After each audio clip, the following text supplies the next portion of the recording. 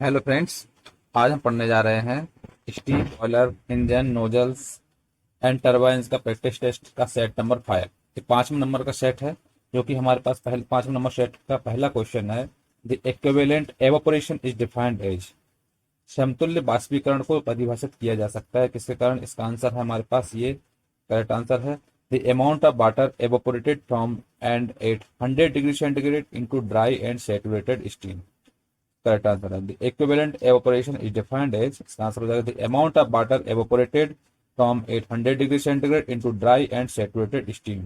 हम लोग क्या करते हैं, वाटर का जो अमाउंट है, अमाउंट ऑफ वाटर है, उसका एवापोरेशन 100 डिग्री सेंटीग्रेड तक कर सकते हैं और उसको ड्राई एंड सैचुरेटेड स्टीम पर। तो हमारे पास क्वेश्चन है the equivalent evaporation is defined as the amount of water evaporated from and 800 degree centigrade into dry and saturated steam. इसका करेक्ट आंसर हो जाएगा। नेक्स्ट क्वेश्चन है स्टीम इंजन ऑपरेट्स ऑन। इन स्टीम इंजन किसको operate करता है? इसका answer हो जाएगा ये ब्रेटन साइकिल। स्टीम इंजन जो होता है वो ब्रेटन साइकिल को ऑपरेट करता है। तो क्वेश्चन है स्टीम इंजन ऑपरेट्स ऑन, इसका आंसर हो जाएगा ब्रेटन साइकिल।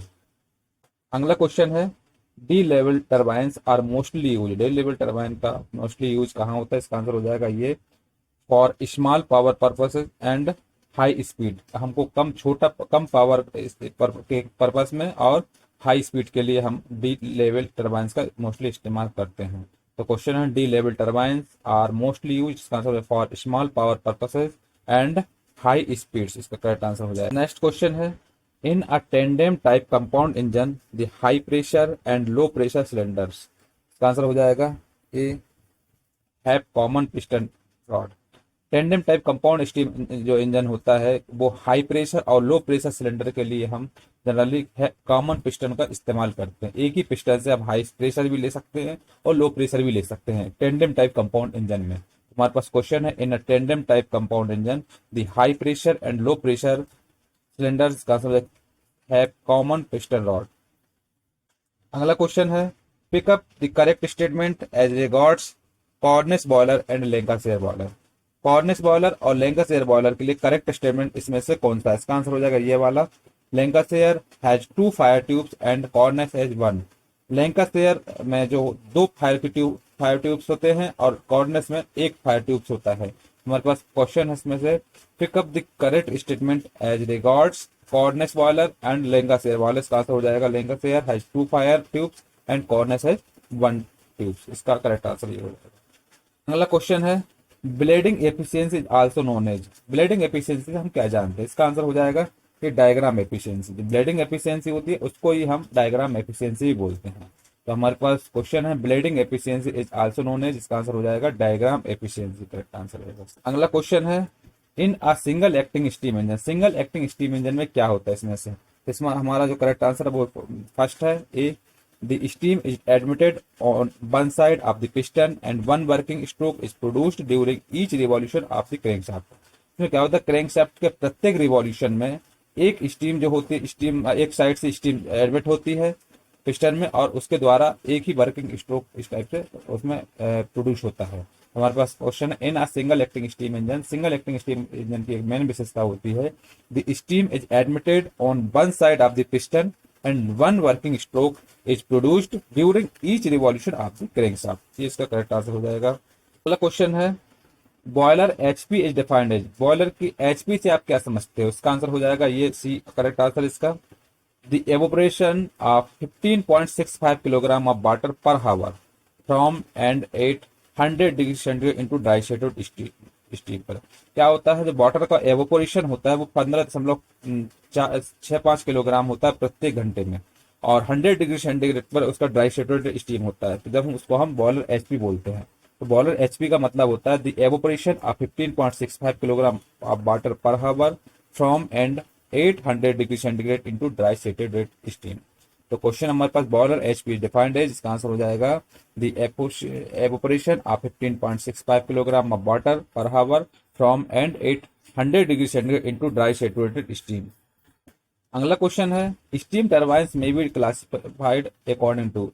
स्टीम टरबाइंस को हम किससे क्लासिफाई कर सकते हैं? इसका आंसर हो जाएगा ये ऑल ऑफ दीज। इसमें आपको दिया हुआ एक direction of steam flow, steam flow का डायरेक्शन होता है, नंबर ऑफ स्टेजेस होते हैं, और मोड ऑफ स्टीम एक्शन, तीनों तीनों इसमें करेक्ट है, इसलिए हमारे पास इसका आंसर हो जाएगा all of these. Steam turbines may be classified according to direction of steam flow, number of stages, mode of steam action, ये इसका करेक्ट आंसर हो जाएगा।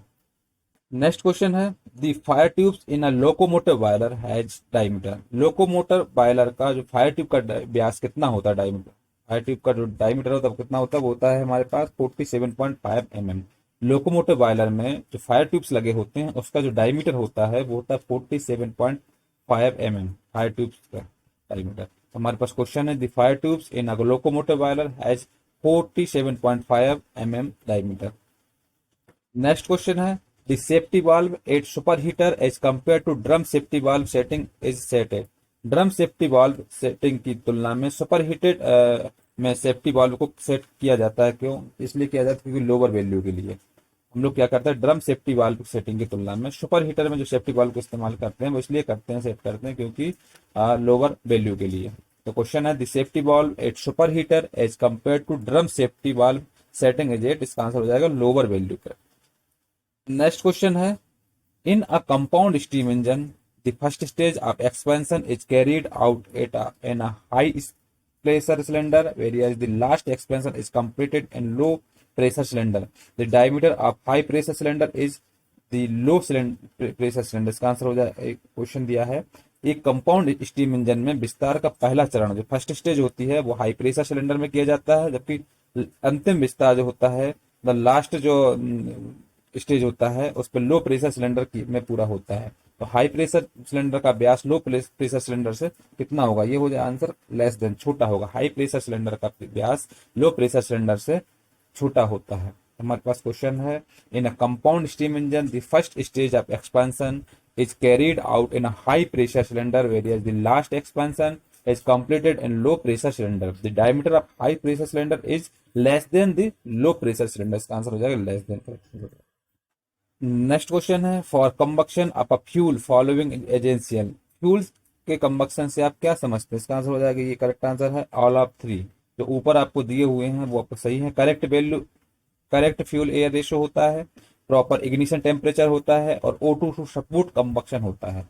जो हमारे पास कंबक्शन ऑफ फ्यूल होता है वो हमारे पास आता है करेक्ट फ्यूल एयर रेशियो होता है, जो फ्यूल एयर रेशियो तो उसका करेक्ट होता है, इग्निशन टेम्परेचर प्रॉपर होता है, और ऑक्सीजन का जो सपोर्ट कंबक्शन होता है वो करेक्ट होता है। तो हमारे पास आंसर हो जाएगा ऑल ऑफ दी थ्री एबो। क्वेश्चन है for combustion of a fuel following essential, इसका आंसर है ऑल ऑफ दी थ्री एबो।